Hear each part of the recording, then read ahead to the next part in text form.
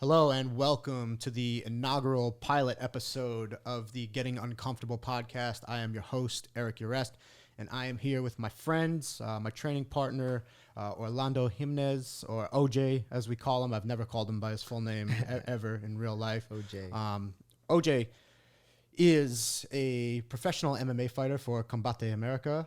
He was a wrestler for ASU in the Navy. He was a former police officer. He is currently a lawyer and Dominick Cruz's business and marketing manager. So he's plays a lot of roles in a lot of different things. He's an interesting guy, really good friend of mine. And I'm pleased to have him on the inaugural episode of Getting Uncomfortable. So this will be a podcast where we often dive into uncomfortable topics of self-growth and how we sort of overcame maybe some darker places in our life or places where we wanted to kind of grow and get to higher stages of evolution in our lives, our personal lives and relationships. So we will be diving into that.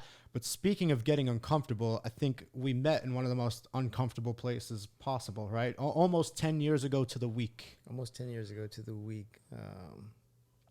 Alliance MMA, San Diego, California. Yeah. Third and K. The K. original Alliance MMA. Chula Vista. Yeah. Living upstairs. Yeah. In the dorm rooms. In the dorm room. So air mattresses. Yeah, I got flown in because I thought I was going to train with BJ Penn, and they said, you'll work out with Dominick Cruz a little bit. I was like, fuck Dominick Cruz, I want to train with BJ Penn. So I walk into the gym, and the first two people I meet is Danny and OJ. Yeah, yep. OJ, tell them what the sleeping environment was like in that gym when we went in there. Yeah, the sleeping quarters. So same, I got a call from Danny Martinez, who I grew up with, wrestled with in high school, and got the call to come be a part of Dom's camp for the Benavidez fight, WC 50. I was defending his belt. And first thing is Danny Martinez allows me in through the back door, entering upstairs, and it's just one big room with 3 or 4 air mattresses, no air circulation. Middle of the summer. Middle of the summer, I knew right away none of this building passed code, but we were making it work. Right, and shortly after you got there, it went from 4 mattresses to about 8 or 10 mattresses on the floor at some point. Yeah, and I think by the next year that I came back, when it was UFC 32, Dominick versus Faber, there was another room. We had built another room. Was built with another slew of mattresses in there. Right. So it would get pretty barbaric up there, as you can imagine. You got a bunch of young guys in their 20s, at the prime of their physical shape, right? Dominick Cruz's training camps back then, at least, were like a thing of story and legend. Like things were pretty gnarly, and Eric Del Fiero was pretty psychopathic in the way he would put these camps together, and he would just want killers in there trying to kill Dom, preferably guys that nobody knew, that were hungry, trying to get a name. And you weren't even a fighter. No, I was a college wrestler, getting thrown in the mix, Yeah. And it was something else. And it was something else watching you, because you brought a different level of wrestling that I know that I had trouble with, just coming from college-based wrestling, and then Dominick himself. So it was good to go into my senior college year with that month of experience with you and the team and Dominick. I had thought before then what I was doing was extremely hard, but living and training at Alliance was extremely hard. Yeah. How do you compare the two? So I've just wrestled internationally. I didn't wrestle in college. How do you compare college wrestling to MMA? I always think like college wrestling, I always say is harder. College wrestling is harder. It's just you're not getting punched.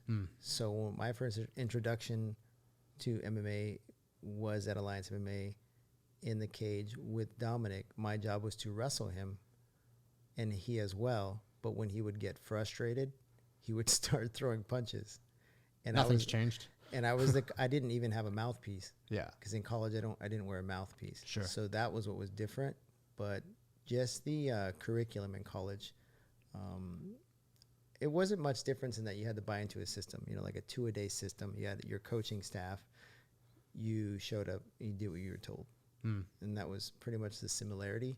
It's just one was collegiate Division I wrestling style, and the other was wrestling, but you might eat a knee on the way in. Sure. So that was different in that I was getting hit. Yeah, I think like for me, wrestling day in, day out is definitely harder because I mean, I don't think it's arguable that wrestling in itself is the hardest combat sport there is physically. Right. Then when you got to wrestle every day and you're tired, and then the next day you got to do something different, but you're still fucked up from the wrestling. Right. Exactly.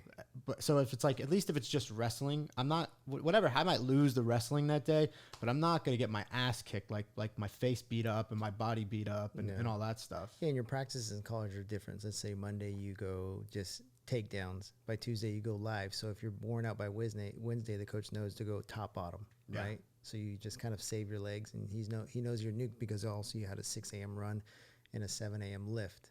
Yeah. So you're feeling it. So there was different, with wrestling, you can be on your feet or. Yeah. I think Eric wanted us tired. And didn't really care.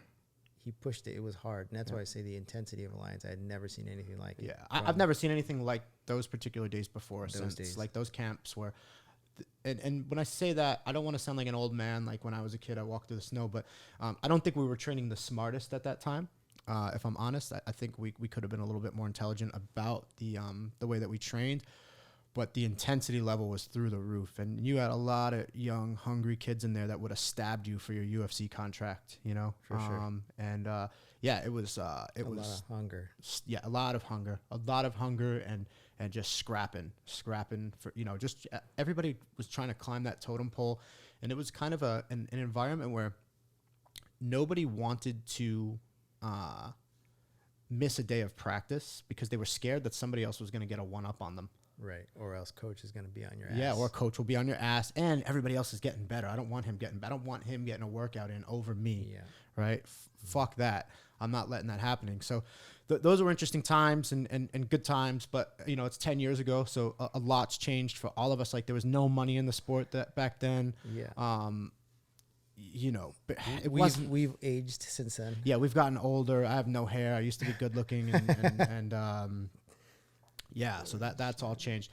So now there's a lot of money in the sport, and you sort of oversee a part of the career of one of the biggest names in the sport that you've maintained a friendship over the past 10 years through that with Dominick Cruz, who's widely considered one of the greatest of all time, and just like briefly just kind of tell the listeners a little bit about like how that relationship has come to sit where it is today. Yeah, it just started with me being his wrestling training partner for his camps throughout the years, and then just developing a strong relationship. And then, as you know, he was injured for several years, and at that time I went from college wrestling to being a full-time law enforcement officer. Yeah. And I was there, a part of the camp in Vegas, May 2012, when he tore the ACL, preparing for the Faber fight and coaching. Yes. Tough. So that was tough to see that and watch him go through that. I still have never experienced an injury like that. So then it went, I carried on, I returned to Arizona, returned to work, and was just messaging. I was on graveyards. I was a newbie. So I was on graveyards, and he would be up texting and just back and forth. And I realized he was going through. Yeah. Going through it, and just kept that relationship positive, mindset, and just encouraging him, and then just visiting him when I could. And then he resumed training, got his title back, and it's just been a like a brotherhood, really, just brothers. And then with that, I got a lot of encouragement from him, though he may not have gone to college. He remembered that I wanted to go to law school. And then he pushed that as a champion. And so I did. And when I was accepted. Did he challenge you? He challenged me. Yeah, I could see him putting it that way. Yeah, he challenged me. And I completed and then returned to train with Dominick in June 2018. And I've been here with him since. Okay. And then you've gotten involved in helping him out in his career and stuff like that. Yeah, he built his career in broadcasting and as an analyst. The best to me, if you ask me, to for sure. The idea was to manifest something that was his own, which became Unlocking Victory, which has been his show now for a year and a half, a little over a year and a half, ESPN. And I've been a big part of that from the inception, or the vision of it. Okay. Along with his merch and his now MMA Fundamental series. Cool. that we put out online. Yeah, and that's a pretty remarkable series. Like, it's super detailed. It's if you're a young fighter listening, you should probably look into that. I'm sure we'll drop a link to that stuff on this. Sure. So yeah, I mean, I think that's pretty incredible. Like, you know, he's almost created more fans as an analyst than he did as a fighter early on, just because like in the beginning of his reign was like WEC, UFC, before things really became like mainstream. And he's matured a lot in that. Yeah, for sure. He's friendlier. He's approachable. When maybe you're a younger champion, you look at things different when you're in your mid-20s. Sure. I remember being mid-20s, you know. Yeah. And thinking, I'm an All-American. I'm a badass. You know? I'm human. Yeah. And I think we all go through that, and he's grown up a lot. And watching him broadcasting and calling fights, and also breaking down fights on his show, Unlocking Victory. And with that came the ability to make bets on upcoming bouts, especially pay-per-view. Because if you don't know, Unlocking Victory breaks down the upcoming next biggest pay-per-view card, and most times a championship fight or two. And so I had seen it early on when he was in there breaking down these upcoming fights. Wow, this is going to be a little easier for people to make their bets on based on his analysis and fight or breakdown. even handicapping and stuff like that, right? Yeah, definitely. Because what you don't see is all the homework that goes into it. Yeah. The studying for weeks and weeks, because we film once a month. Okay. So up until that, he's studying for those fights. Okay. And studying the fighters and analyzing their style, looking at old fights in comparison to the matchup that's going to take place. And watching him do that work is watching just creative genius, quite honestly. Yeah, he definitely sees things that most of us don't. Yeah, and then as he's doing that, as he's in the hotel room studying, he will get this stack of fight cards and go through that with me the day before. Okay. And there's sometimes it's just like, I don't want to do this. Yeah. But he's so driven. It's like what you would see in camp. Sure. And fighting is what he applies to his work. Takes it very seriously. So we're there 14 fight cards deep, 12, 10, and fight by fight. So I'd say, give me your take on this fighter versus fighter. Boom, would start off, knows where they're from, where they wrestled, what taekwondo school they went to. Yeah, it's not an easy job, man. No, it's not. But all the studying that he puts into it is you see it on display, like you'll see tonight on UFC Las Vegas 5. He's just great at what he does. Yeah. He puts a lot of work into his craft, just like fighting. Yeah, everything that he does. So before we get into you and a little bit more of your journey, what do you think is your biggest takeaway that you've taken just from spending that much time with one of the greatest champions that we've had in the sport? Yeah, the biggest takeaways. Anything is possible. You can do whatever you put your mind to. You put all your effort and energy and your soul into, you can do that. Well, you've watched him come back from long-term injuries, and I was away, so I wasn't part of a lot of those camps, and I was in Asia, but the mindset and the mental fortitude that goes into coming off like a 4-year layoff to walk back into like the TJ fight and stuff like that. Can you speak on that a little bit? Yeah, it's just watching him with the ACL injuries, the groin tear, coming back to fight Mizugaki, getting injured again, and building back up for TJ, which was tough because he didn't really spar for the latter part of that camp. And he was dealing with a plantar fasciitis, plantar fasciitis on both feet. And he went into that, and you saw that championship, that 5-round Dominick Cruz win his belt back. And you saw it with the same thing with the plantar fasciitis going into the Faber trilogy fight. And then following the end of the year, 2016, with Cody Garbrandt. Yeah. Watching that, it's just like you mentioned, when you come up in the wrestling curriculum, you're going to wrestle with injuries. You're tough, mentally tough, as well as physically. No one's going to get to that point without a jammed finger or sprained ankle. No, always something happens, man. It's rare to go into a fight not hurt. And what I saw was that, but on the most elite level from him. And I thought, man, you can apply that in every part of your life, by watching him, and he didn't know he was gifting me that then, right? Because He's got a tendency of doing that. and he shares that, you know, he shares a lot of himself, and that has been amazing to watch. And leading up until the last injury, the shoulder, he tore his shoulder out. But that was tough to watch because it was here, where he and I were the only ones in this. Gotcha. At home. And leaving practice, he didn't say a word. It was quiet. It was a tough sparring. He was sparring Goito. I got beat up by Jeremy Stevens. And we get in the truck, and he looks at me as he's driving and asks me, "How was your sparring?" Knowing his shoulders torn out, he had wanted to know how my sparring went. Yeah. And then he told me, he listened, I told him, and then he said, "I think I tore my shoulder." Like, I know I did. Get home, calls Eric Del Fierro. He's calm, he's cool. Calls him, speaks with him. Then he gets off the phone with Eric. Throws the phone, throws his other phone, drops to the ground, and is screaming to high heavens. Like, I've never heard a man scream like that in such pain and agony, and almost just not again. Yeah.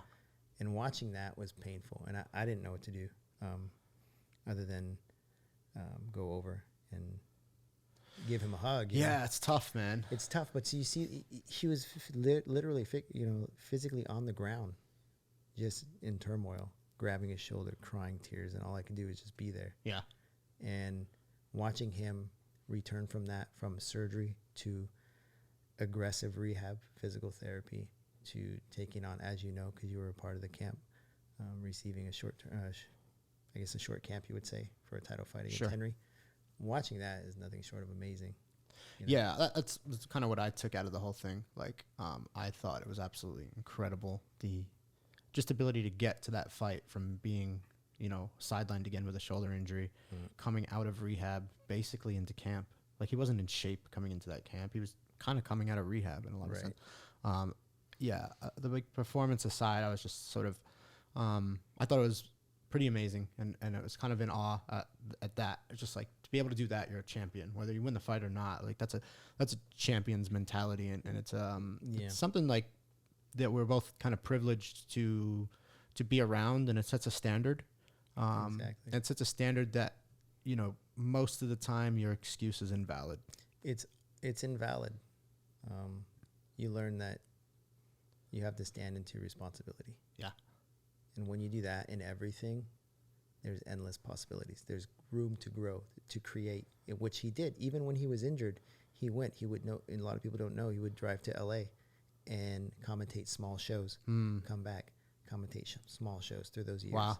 So honing his craft. So he didn't just like step into that. No. Okay. And that's something a lot of people don't know, because I would be here 2-3 weeks at a time, recovering, resting, because I became an amateur fighter during my time in law enforcement and in law school. So I always came and trained with him. Yeah. For my own camps. Wow. So going up and back and forth with him. After a sparring, drive straight up. After Friday, right? Come back. Straight up to LA. Do it again the next weekend. Do it again the next weekend until he got picked up with UFC with Fox. Wow, that's incredible. So it was a process for him he got an education in it. Yeah. He got a diploma in it's always experience. Cool to see people make the best of maybe not ideal circumstances. And it's like, a lot of times what we think are horrible events, often end up becoming gifts if we allow them to be, right? If I'm open to possibilities, instead of just like sticking to one story, like, oh, this sucks, right? I resist that, I have this shoulder injury, and my career feels over. Is this ever going to happen again? But all in the meantime, like building just something, another thing that you're going to be able to kind of like live your life off of, and something that you're passionate about, you enjoy, and right. There's more to life. It's a lot. He built a lot for himself in a career outside of fighting, but the love is there he's still a fighter. Yeah, absolutely. And we both cornered that last fight. Yeah. So we were there, and we may have not agreed with the decision, and it may have hurt, but he'll return from that just like he has in the past. Yeah, I'm fully confident in that. All right. So let's talk about your journey a little bit, because it's pretty interesting. So you get out of college, and you become a police officer in Phoenix. Okay. Arizona. Okay, so I'm sure you saw some wild shit in From the jump. from. Go ahead, man. Even before I went to the academy, so I got hired on, and this was, I guess you could say, in that recession that we were in, 2010 going into 2011. So they hired, but there was a freeze. So I worked for the police department for 5 weeks, and the weekend before and it's just shuffling everything in records and filing stuff, right, until they send you to the academy. So the Friday before I was going into the academy, there was a red Vespa scooter versus white sedan, and the woman was a 68-year-old snowbird from Michigan who made a left turn, but in the number 1 lane, she only saw the vehicle in the number 1 lane. She didn't see the vehicle coming in the number 2 lane. So when she made that turn, the vehicle in the number 1 lane passed. She got clipped by a vehicle in the number 2 lane. So the Vespa scooter goes flying in the air. She goes flying in the air, comes down. And I was already heading home because the academy started Monday. And they called me and said, come back. You're going to go to this scene. Dead body. Oof. And that was as real as it got, because you imagine the horror flicks that we watch, the zombie type movies. I remember seeing her body here and there. Oh, man. The Vespa scooter everywhere, and saying, this is just like Walking Dead. I can't even imagine that. Dead. Like I could beat somebody half to death, like in a fight, right? And I'll feel great about it. But if I see somebody like dismembered like that, I can't do that. And it wasn't too difficult for me. There was a buddy of mine that was also with me that whole 5 weeks and was going to the academy. He had trouble with it. He was shaking, because then you have to tape off the scene, wait for the medical examiner, cover the body, and then the medical examiner retrieves the body and takes it. But that scene was just, graphic. Very graphic. I think for me, it just calls into question like my own humanity. Maybe it's my own sort of reservations about death, or I don't know what it is about that. But seeing that type of like carnage, I'm not into that at all. I don't even like watching movies where bodies get dismembered and stuff like that. I don't really either. Maybe more like supernatural, but not horror, Saw, gore. Yeah, I'm not into that. Not into that. Nah, not gory. like that suffering. No, I'm like, Rob Zombie stuff. Yeah, No, Heels Have Eyes. None of that. But that was often on the job. Mm-hmm. Traffic accidents. Yeah. Children not. It's got to wear you out. It's tough, You're seeing that. What wears you out is you're seeing people at their worst, right? Yeah, that's all why, the time, huh? That's why you are there for the call for service, whether it's a shoplifting, a domestic, an assault, whatever it is, even false reporting. You have to show up, and oftentimes you lose compassion for the people you're serving. Desensitized, I'd imagine. Mm-hmm. They call it compassion fatigue, and they taught us about it in the academy, but you don't know until it's there. Sure. Where you're going home and it's your 3 days. It's 4 days on, 3 days off, and your young wife is asking you to go to a restaurant and maybe shopping at the mall, and I'm saying no. And that's because I don't want to see humans. Wow. That's when I knew. I was like, I don't even want to see people. Wow. And I told it. He's like, well, you didn't want to watch this movie, and you said you wanted to eat here for dinner. What is it? And I had to tell my wife, I don't want to see humans. I don't want to see people for 3 days. I just want to stay here. Wow. And that's where, that compassion fatigue sets in, and you have to really, really get back to why you were doing it, right? Uh-huh. And that was after the first couple of years. Why did you want to become a police officer? It was just something that I wanted to do. My family was all in law enforcement, uncles, cousins. Okay. So I had an uncle that was a school resource officer at my grade school, another uncle at my middle school, a third uncle in high school. So I just knew that that's something I wanted to do. And those men also served in the military. Okay. So that's why I took that course and I followed their path into the military. then college and college wrestling, and then law enforcement. Also, too, because I had exhausted my scholarship, my GI Bill, and Okay. I had a private military scholarship. Got to get a job, The son. Horatio Alger, and I'm 25. Mm. I've never really had a job. I just wrestled the whole time Yeah. and got paid to do it. So it was time for me to, I feel, contribute to the family because I had a wife Mhm. and she was working. She had graduated college even before I got out of the Navy. She graduated college early. So she had started her career, and I felt, okay, it's time for me to start a career. She got married young. She was 20 and I was 22. Wow. Very young. I got Very married when I was like 38. Congratulations. I always have faith. Yeah. I prayed fervently on my knees. So, okay. So, tell me, like, because I know you worked in Arizona, Phoenix, right? A lot of tweakers. For some reason, I'm fascinated with tweakers. Arizona is a lot of methamphetamine. It was a big one. You saw the worst of worst. I'm talking verbal arguments between a couple that led to the other one bashing the head in, Yeah. and then telling themselves, I now need to take this brain matter and eat it with corn on a skillet in order for me to forget about this person. This is what they're telling themselves. They're walking through this because of this drug is so strong Wow. and what it's doing to them, stuff like that. Wow. Or stopping out with them, being an athlete and stopping out with someone at 3 a.m. on the street who's looking like they're going to burglarize, Yeah. right? Just stopping out, consensual. And then you see in their hand they have this napkin full of meth. Mm.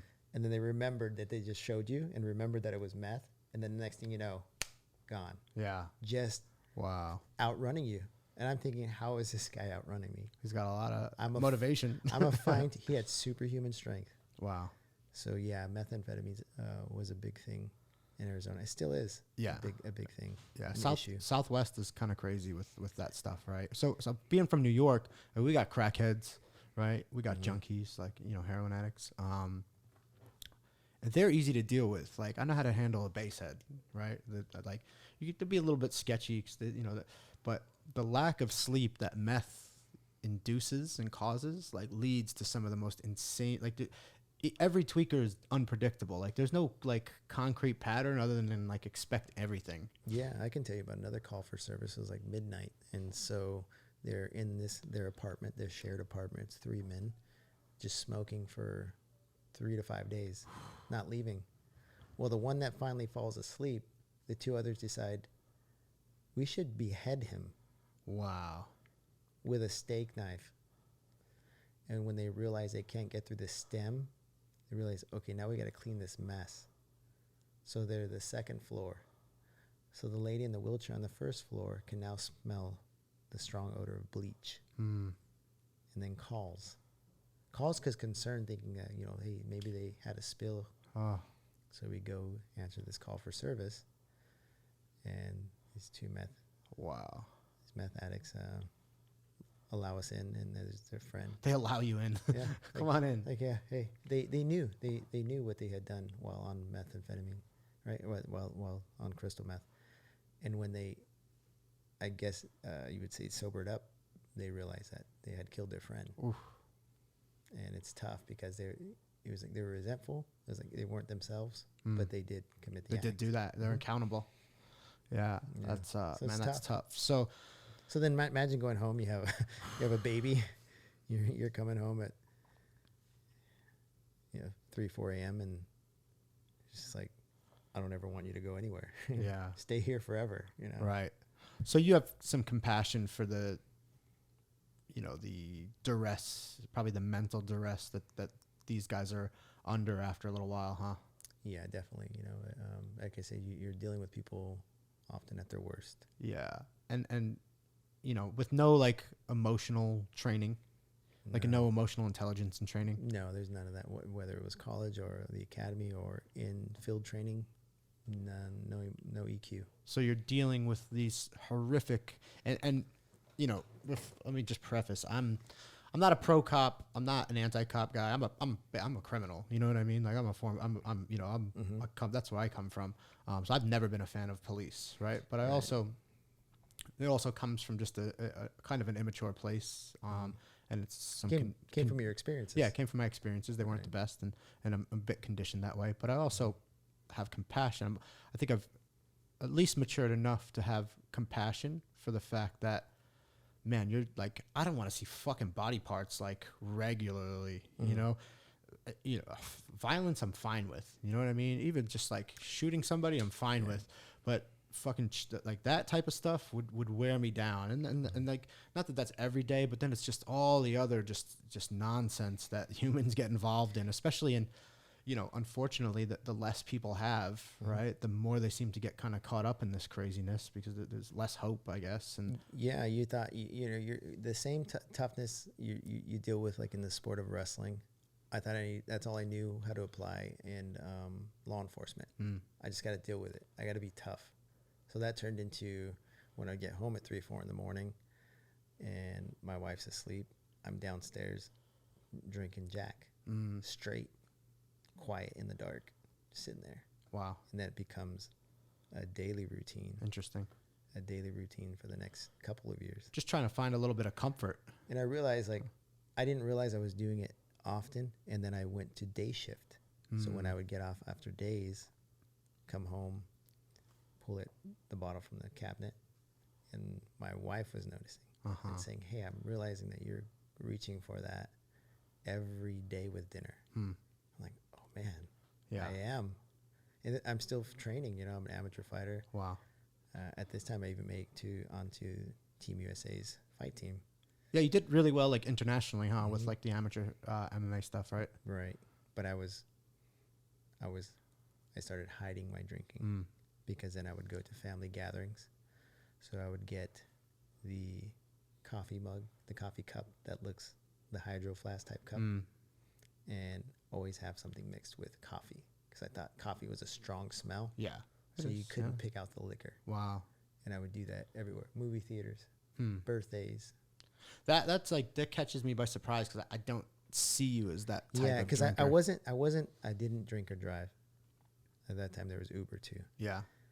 I wasn't violent. I wasn't aggressive. I came from that in my upbringing. Sure. But I just wasn't that type of person where I drank to excess. But I did drink often. Kind of like how I eat now. How I was telling you, I eat small meals throughout the day, but I could drink throughout the day as well. And feel like I can control that. Yeah. But then I realized when I stopped, I wanted that drink. Yeah. And it was tough. Did you? Because it helped me. I guess it was my coping, right? Yeah, it's a crutch. I mean, it's comfort. It's comforting, It was comfort, right? There's nothing better than Also, a couple of scotches. I didn't talk about it. There weren't really resources to. There was I think someone you can talk to at the PD. Well, sometimes it's also But like, he's do you not there even know full-time. how to talk about this? Right. It's not open. There's not an open door for that in law enforcement. And I so, feel what do you? my experience from. How do you think this affected like your overall? Like, how did you start to see life? Like, what happened that you're like, all right, because you're not a cop now, so that happened somehow. So at that time, and I didn't even know. You have friends for the gym, church.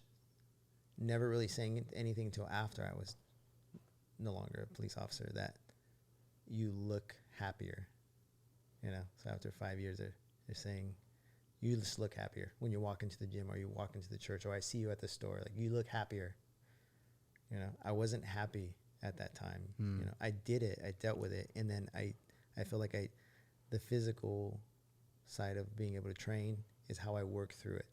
Because growing up, my dad was a professional boxer. So my dad, when we grew up, if we got angry, it was to go to the garage and punch that bag, right? Let it out on the bag. Don't let it out on anybody else, like your brothers or your sisters. But let it out on the bag. Shout out to OJ's dad. He's a cool dude. He's an OG. Yeah, a great guy. So I would do that. I actually would buy bags, double end bags, heavy bags, and mats for the PD's gym. And that was what I would do before I went home. Okay. Is vent it out on the bag. And also in training. And where did you start to say, okay, this isn't for me? When I realized departmentally, like within the PDs itself, everyone else is dealing with that also. And then so you feud amongst each other because you don't talk it out. It's like a dysfunctional family. It's a dysfunctional family full of A-type personalities and alpha males. And it was tough because I would go to my sergeant and it was more like, okay, well, are you wanting to do something? Or are you just venting? It's just like, okay, well, are you listening? Yeah. Or my uncles that were sergeants and above, to where I started getting into it with other cops. Because I would see something they did, or they would attempt to have me written up for whatever reason. Because you have to remember, at this time, I'm still kicking ass. Yeah. You know, I'm in the newspaper. I'm in the news. I'm traveling. I'm competing for Team USA Right. MMA. Like I came straight from college. You know, I'm that young stud, hungry, because I still killed it on the job. Yeah. Yeah. You're a performer. Yeah. Performance. And that was a part of the job. Yeah. Performing, arrest, tickets, numbers, metrics, data. Yeah. Numbers. Yeah. And I wasn't lazy. You're competitive. I right? was a competitor, and I was looking to move up. How do you think that affects? Because I imagine there's other competitive guys on the job. Yeah, other competitive guys. But see, the thing is that I took it as a healthy competition, as like, I see you got 50 tickets today. I'm going to get 51 tomorrow, right? Other officers who don't have that will say, let me go look at those 50 tickets that you just submitted to your sergeant, and I'm going to comb through those to see if you made an error. And if I find one that's an error, I'm going to do my best to fuck you over. Wow. So where you're now in internal investigation. Huh. And that happened a lot to me because I was hungry, young, not lazy. And making people look bad, probably. I'm doing more work than when I was on bike patrol. I got more narcotics than the actual narcotics unit. Huh. And then I'm young, right? I'm in my mid-20s. We have briefings every week as a department. So when they put the stats, my drug stats on the narc division's stats, I piped up. And I said, wait a minute, those are my numbers. I got those drugs. Huh. And I'm beating the guys that have canines. Wow. They're not getting shit. So you're not making friends. I didn't, I was young. Like I said, I didn't have the EQ and the wherewithal to understand that, you know what, where are they coming from? You know, I wasn't standing back. I was quick to want to react and fight. But I find it troubling that because you're performing so well, for lack of a better term, and outperforming these other units, that they're getting jealous and wanting to undercut you. Right, because every year that I'm there, I get a letter of commendation for, rookie patrol officer, letter of commendation for bike cop, letter of commendation for community-based police officer, letter of commendation for school resource officer. I covered like 6 high schools, 10 middle schools, and like 20 grade schools. Yeah. I was on it, Yeah. I was on it. And yeah, you don't have the best of fans in that department. When I say it was interdepartmental, where from the top down, it was just tumultuous. Yeah. You can't trust anybody, it sounds like. It's hard because when you learn that it's all about policy, you will have those guys that maybe aren't as competitive or envious or resentful or jealous that will look and comb through your reports. Passive aggression. Comb through your tickets, warnings, everything that you submit in an actual box to your sergeant in paper form. People will go and find something. And then it would come up, well, he didn't take this case because he knew it was a sexual misconduct with a minor, so we're going to attempt to get him in trouble. It's like, no, I was with that girl in her home in front of her parents, and she stated she did not sleep with that 26-year-old male. Whoa. And then later the next day, she does report it to the school resource officer at her school. So instead of that resource officer connecting with me and collaborating and moving forward to serve this young woman, this 16-year-old teenage girl, he says, no, I'm going to go turn him in and get him in trouble, report him. Wow. So you have to backtrack in your reports. You have to cover your ass. And they say that since day one. Cover your ass. Watch out. Let me ask you a question. Do you think your overall take on policing, would you say it's the job itself? Is it about serving the community, or is it about this numbers and statistics? And yeah, you do. You want to get in it for serving. Like, I never had a problem really with the community, the people in the city. I can talk to anyone. Yeah. You shoplifted a bag of Funyuns because you're hungry. Uh-huh. It's not the crime of the century. Yes, I have to take you in, photograph, fingerprints, and then release you. So you have to see the judge at a later date. But I did not treat them ill. I did not treat them less because of their mistake. So I didn't have a problem serving the community. I had a problem with what I saw with other police officers, in the police department, that mostly often they were those who didn't train, were not in the best of health, did not like putting on that uniform and actually doing the job. Wow. I had issues with that. Yeah. Yeah, I don't want those guys on my team.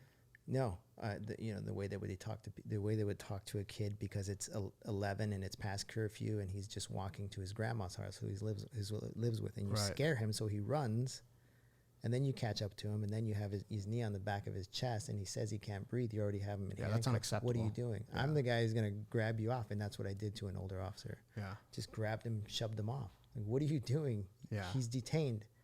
He ran. You chased. You caught him. Wow. It ends right there. He's in custody. Yeah. But I didn't have that issue because I had a gym to go to, right? Mm-hmm. A fight gym to go to every day, and then training at the PD.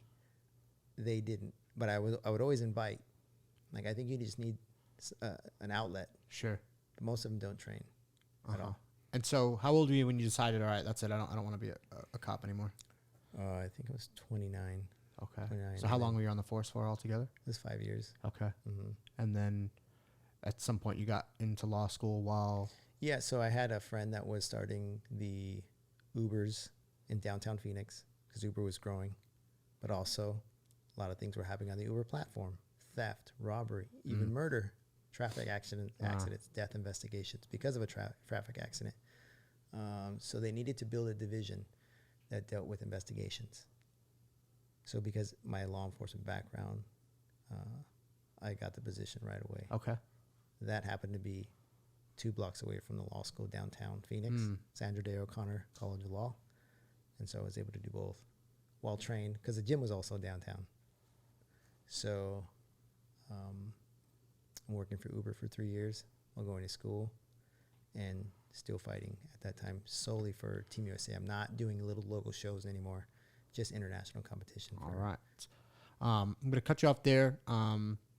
We're getting the call to wrap, but we are going to do a part 2 because we're halfway through the story, and there's definitely more that we want to get to. But this is our pilot episode. We hope you guys enjoy. We're going to wrap for now. We will come back with a part 2 to kind of finish up the story, and we will release both out to you very, very soon. Stay tuned. Stay tuned. OJ, thanks so much for coming on, man. Thank you. And we'll do this again super soon to finish the story, because it is quite compelling, and there's some more that I want to hear and get into your personal development and stuff like that. Thanks everybody for listening to the inaugural pilot episode of the Getting Uncomfortable podcast. We hope to see and talk to you guys again soon. So till next time. Yeah, see you soon.